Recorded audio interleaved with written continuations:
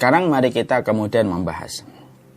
Sebelum kita membahas, karena yang kita akan bahas pada kesempatan hari ini adalah pembahasan dari Imam Al-Qurtubi tentang masalah hal-hal yang perlu diluruskan tentang masalah ruh. Tentang masalah ruh, masalah jasad, masalah anak-anak, masalah adab kubur. Itu yang kita akan bahas pada kesempatan hari ini. Tapi sebelum kita membahas tentang itu, saya ingin menampilkan satu video. Dan itu ada kaitannya dengan keberuntungan kita sebagai umatnya Rasulullah Shallallahu Alaihi Wasallam. Perhatikan video ini.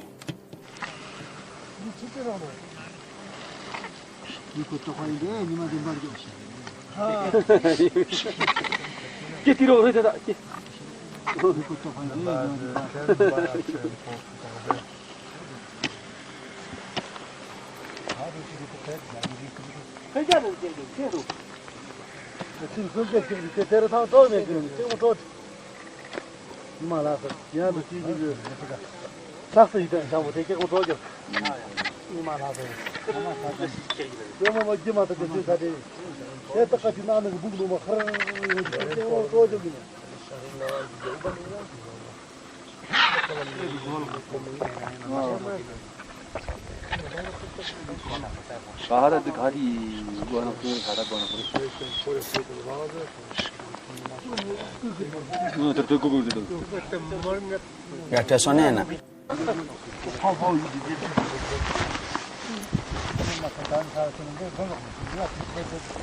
Gak ada sound.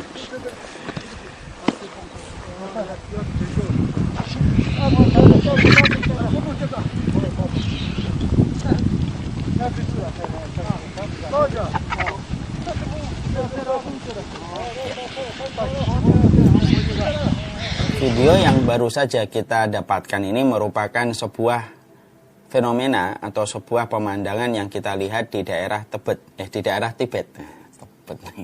Di daerah Tibet.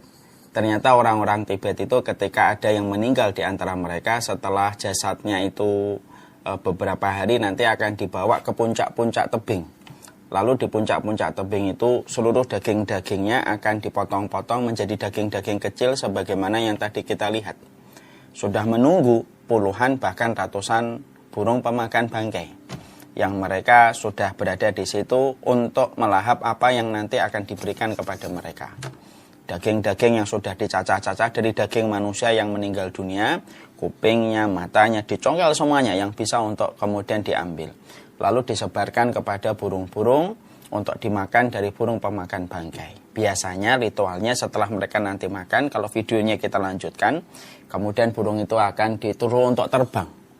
Lalu mereka menganggap bahwasanya orang yang meninggal dunia itu ruhnya sudah dibawa ke langit dan akan menuju kepada kayangan. Kalau kita mendapati video tersebut, apa yang kita dapatkan? Yang pertama, sungguh beruntungnya kita ketika kita telah berjumpa dengan Nabi dan telah beriman kepada Nabi. Karena dengan kita beriman kepada Nabi menjadikan kita tidak perlu meraba-raba, tidak perlu menerka-nerka. Apa yang harusnya kita lakukan pada kehidupan dan apa yang kita lakukan ketika kita memperbuat sesuatu. Karena dengan kita mengikuti Nabi, Nabi memberikan kepada kita secara instan semua ilmu yang menjadi petunjuk pada kehidupan. Sesuai dengan apa yang Allah sampaikan supaya kita tidak tersesat. Pelajaran yang kedua yang kita dapatkan di sini adalah bagaimana agama selain Islam mereka itu mengimani bahwasanya dengan mereka itu membakar, dengan mereka itu mencacah-cacah daging, itu bisa menjadikan ruhnya itu bisa terbang menuju kepada tempat keabadian yang mereka imani. Dan tentunya yang kita bayangkan betapa sakitnya badan manusia ketika sudah menjadi jenazah, lalu dipotong-potong menjadi bagian-bagian yang diiris-iris, yang kemudian disebarkan kepada burung pemakan bangkai. Maka kita bisa bayangkan betapa sakitnya yang dirasakan oleh jenazah itu, karena orang yang mati bukan berarti dia tidak lagi merasakan, dia masih merasakan. Makanya sampai Rasulullah Shallallahu Alaihi Wasallam mengatakan, Inna kasra admil mayyiti kakasri admil mahayyi. Sesungguhnya mematahkan tulang orang yang mati sama dengan kamu mematahkan tulangnya orang ketika dia masih hidup. Itu ketika kita mematahkan tulang, kata Nabi, dia masih bisa merasakan. Apalagi ketika kita mendapati tubuh manusia disayat, kemudian dikuliti, dipotong-potong dagingnya menjadi daging-daging kecil yang tadi kita lihat, lalu diberikan kepada burung pemakan bangkai. Maka inilah yang menjadikan kita memahami, Masya Allah ya, ternyata Nabi itu merupakan keberuntungan besar bagi kehidupan kita. Dengan kita mengenal beliau, akhirnya semua tampak jelas.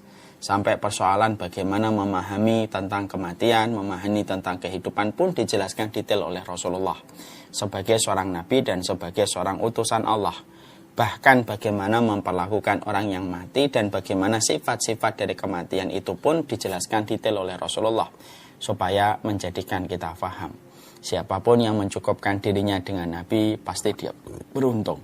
Tapi siapapun yang mereka tidak pernah mencukupkan dirinya dengan apa yang diajarkan oleh Nabi, maka sejatinya mereka berada pada sebuah kerugian dan kerusakan yang besar pada kehidupan dunia dan akhiratnya. Selawat kita kepada Rasulullah Sallallahu Alaihi Wasallam.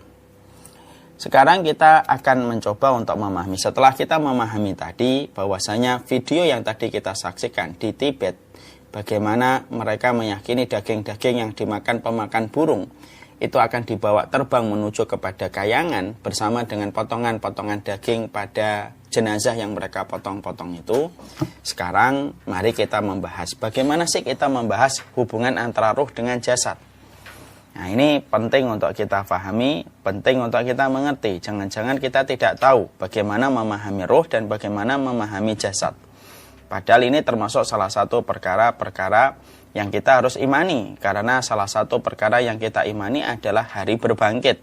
Dan ketika kita mengimani hari berbangkit, maka sesungguhnya salah satu di antara materi dan konten yang termasuk pada keimanan kepada hari berbangkit itu adalah bagaimana kita mengetahui keimanan kita kepada perkara kematian. Makanya ruh ini harus dibahas supaya kita paham, supaya kita ngerti. Karena kita hari ini hidup di antara banyak sekali penyimpangan-penyimpangan dalam keyakinan. Ada di antara penyimpangan itu mereka meyakini bahwasanya ruh itu reinkarnasi. Roh itu akan pindah dari satu jasad kepada jasad orang lain. Kalau amalnya lebih baik, dia berpindah kepada orang yang lebih beruntung secara finansial dan sosial. Kalau dia amalnya baik pada kehidupan sebelumnya. Kalau kemudian ternyata dia amalannya buruk, dia akan berpindah kepada hewan. Dan ini sering kita jumpai pemikiran yang semacam ini dan banyak orang yang masih meyakini semacam ini. Bahkan salah satu sekte Syiah namanya Nusairiyah yang banyak yang ada di Suriah itu mereka memiliki keyakinan Nusairiyah itu bahwasanya tidak ada hari berbangkit, yang ada itu adalah reinkarnasi.